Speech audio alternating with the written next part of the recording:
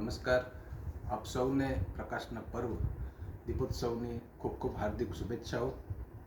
તાજેતરમાં જ આપ સૌને ખ્યાલ છે, બોટાદ માર્કેટિંગ યાર્ડમાં કરદા પ્રથાની વિરુદ્ધમાં જે આંદોલન થયું હતું, ખેડૂતોને સરકાર દ્વારા માર્કેટિંગ યાર્ડના સત્તાધીશો દ્વારા જે અન્યાય થઈ રહ્યો છે, જે શોષણ થઈ રહ્યું છે, એના વિરુદ્ધમાં ખેડૂત આગેવાનો અને આમ આદમી પાર્ટીના કિસાન સેલના ગુજરાતના પ્રમુખ રાજુભાઈ કરપડાએ આ આંદોલનનું નેતૃત્વ લીધું હતું.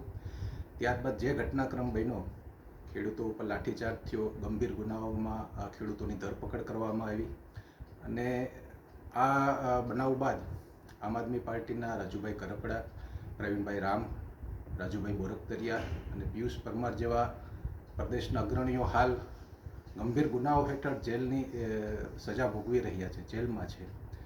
ત્યારે આપણે સૌ જ્યારે આજે દીપોત્સવ ઉજવી રહ્યા છે, દિવાળીનો પર્વ ઉજવી રહ્યા છે, ત્યારે આપ સૌને એક વિનંતી કરીએ છીએ, ગુજરાતનો પ્રત્યેક નાગરિક આજે પોતાના ઘરે એક દીવો ગુજરાતના દેશના ખેડૂતો માટે, સરકારને સદબુદ્ધિ મળે એ માટે, આ જે કોઈ ખેડૂત અગ્રણીઓ ખેડૂતોના હિત માટે આજે જ્યારે તહેવાર હોવા છતાં પોતાના પરિવારથી દૂર છે, ત્યારે એમના પરિવારને આપણે સમર્થન આપીએ એ માટે અને સરકારને માર્કેટિંગ યાર્ડના સત્તાધીશોને સદબુદ્ધિ મળે એ માટે આજે એક દીવો આપણે ખેડૂતો માટે પ્રગટાવીએ એવી ગુજરાતના પ્રત્યેક નાગરિકને નમ્ર વિનંતી.